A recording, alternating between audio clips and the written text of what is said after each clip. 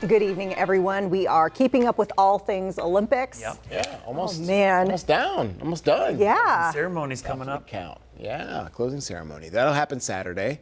So, along with other, not Sunday. Sorry. Saturday is the. We're a little bit turned around, if Yeah. you can't tell. Yeah, it's been a long There's a lot Saturday, though. A lot of finals, all the team sports finals coming up. So it's Yeah, going to be amazing. gold medal games Saturday and Sunday for women's and men's basketball. We'll get to that. Yeah. Anyway, first up, we'll start with a disastrous baton handoff.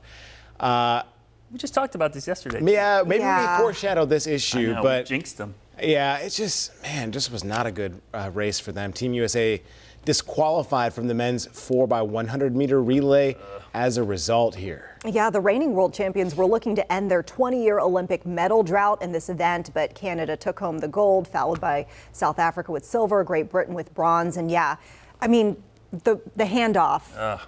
It was a handoff. Well, let's talk about that in a second. I just want to get to the women's side real quick while we're showing their pictures.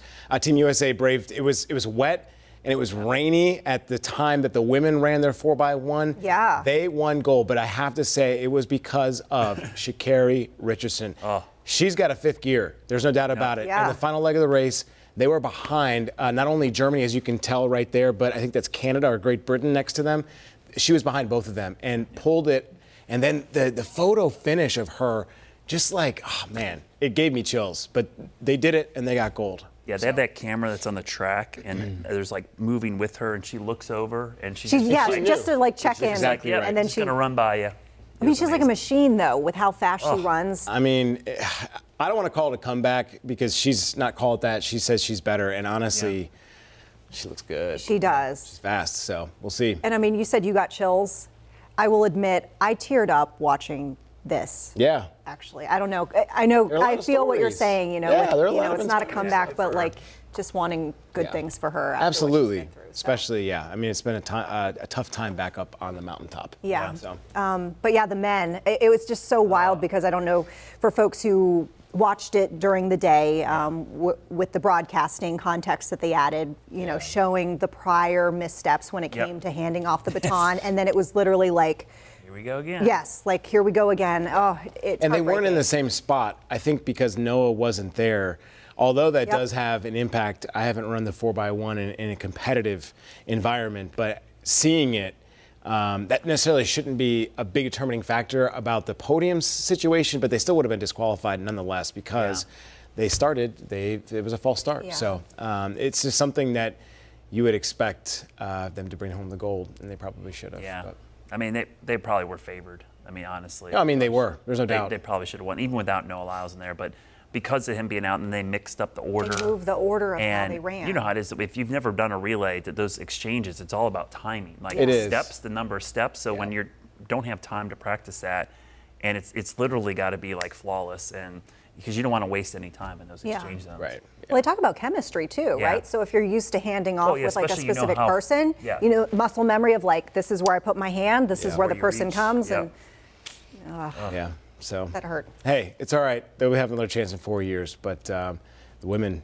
It's probably the one hiccup that the track and field team from the United States have had because they really have dominated in all these other events, and this was just one. You knew they probably should have had a medal at least, and maybe even gold. So it's frustrating because they were kind of do perfection. It would have been a great run, but hey, the women made up for it because that race was amazing. It was awesome. Yeah.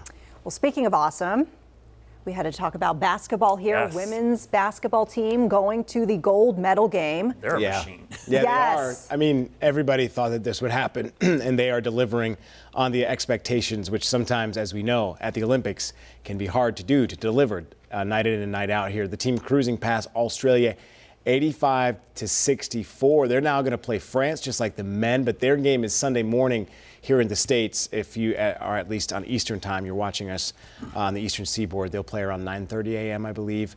So if they win, this will be their 8th consecutive gold medal. One of the most dominant teams, if not the most dominant team in United States history. I watched a lot of this game today, and it's amazing. Talk about a connected team. The way they pass and move, it's like it is like watching a clinic. Well, and they don't play together during the year. I know. It seems like this team has been together forever because some of the passes and where people are, it's like the give and goes. Because Australia was really trying to win this game. It wasn't the score. I don't think is indicative of how hard Australia played because the United States was just that much better. Yeah. And Aja Wilson, you can't say enough about her. She is like, Done everything. she was famous going into this, but she has really set herself apart as the world's best woman basketball player. I know people love Caitlin Clark, and she's a great player, but Aja Wilson is by far No doubt. the best player. All around. That's rebound, it. pass, Defense. All of defense. it. She was swatting shots left and right in that game. So when you're talking about the passing aspect, you saw it with the men's team the other night. They really had to pass the ball. Yeah. There's no one-on-one style play in FIBA play. I mean, and if you play like that, you end up losing. No. So it's so anti-NBA because NBA is all isolation ball. Yes. And sometimes it's frustrating. As Yeah. an NBA fan, like James Harden is a great example of this. He's a great player, but it is so aesthetically pleasing to watch him play because he just sits there and dribbles and gets fouled, and it's just like nobody else on the court does anything. In FIBA, which is this international basketball, you have to pass pick and rolls. I mean, it's back to old school basketball. Right. It's exciting. Yeah, It is fun to watch. and that's why it's fun to watch the women because honestly they're better at playing that style than the men because of the way the NBA is set up. But the NBA players now are having to adjust, and it's been cool to watch them kind of evolve that way. Which is why they've said that Jason Tatum has not played. The style of play. It's not that he's not a great player. It's just he doesn't play that style. Others have had. There's some issues with him being a Celtic, but anyway. But it's also. But I also think it's why LeBron's so effective in the Olympics because he's such a good all-around player. He's just cerebral. And, that's his thing. And so he kind of.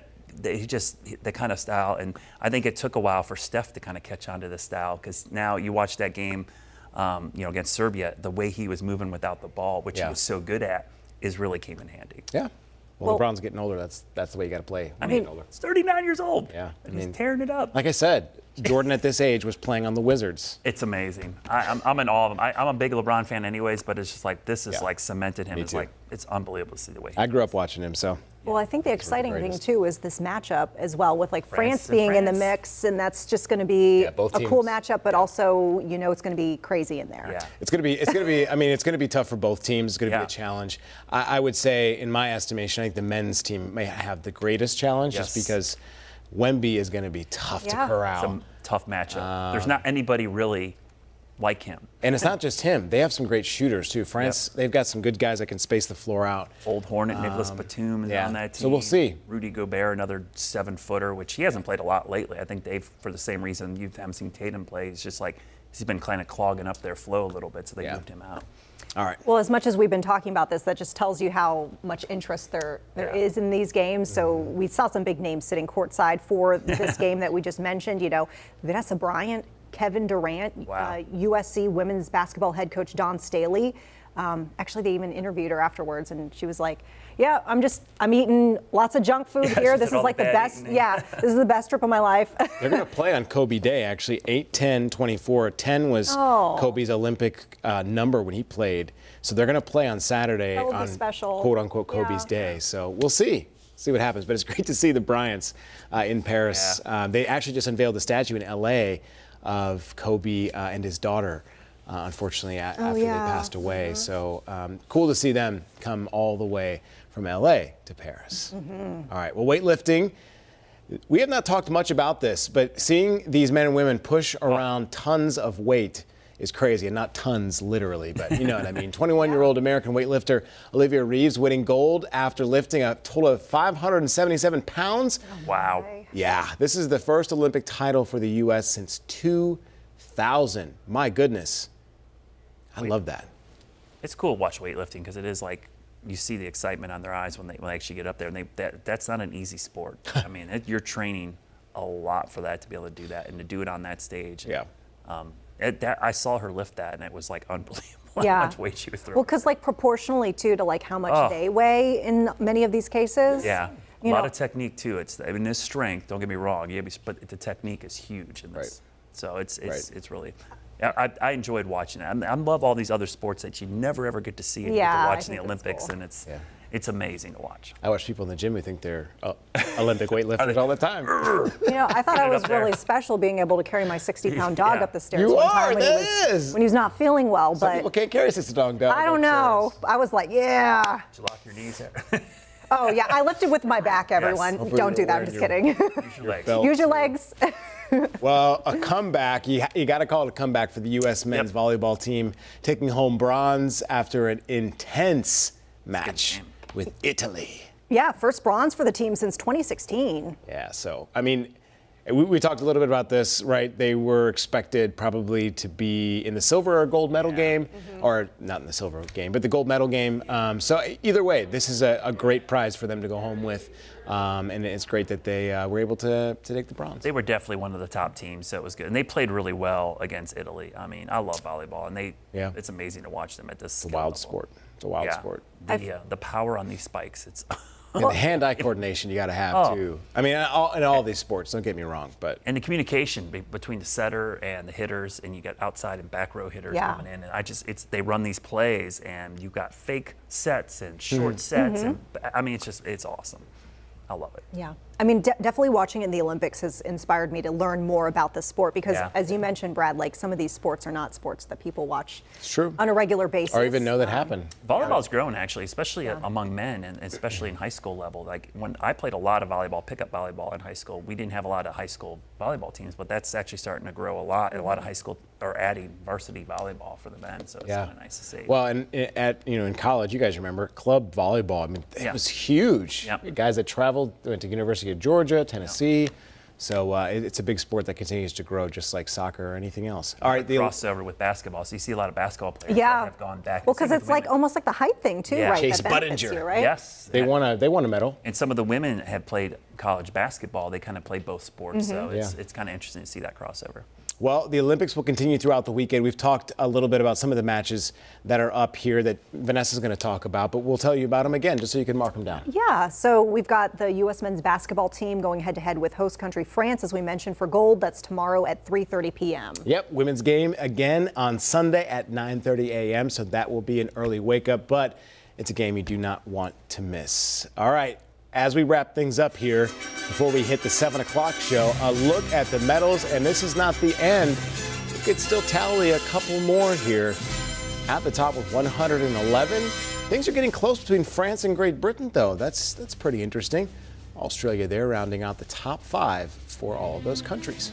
Now looking ahead to prime time tonight on WCNC Charlotte, we start out with women's diving. Athletes looking to make the podium in the 3-meter springboard. After that, hitting the sand for women's beach volleyball finals.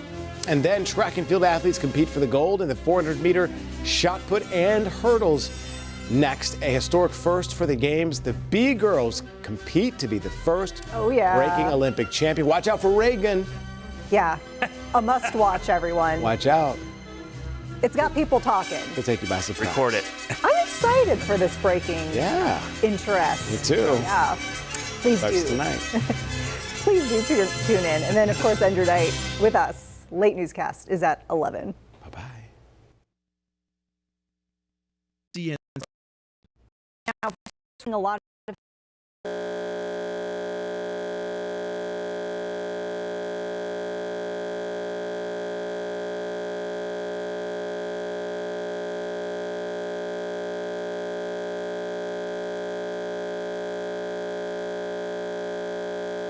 to get answers. In an email, NBC told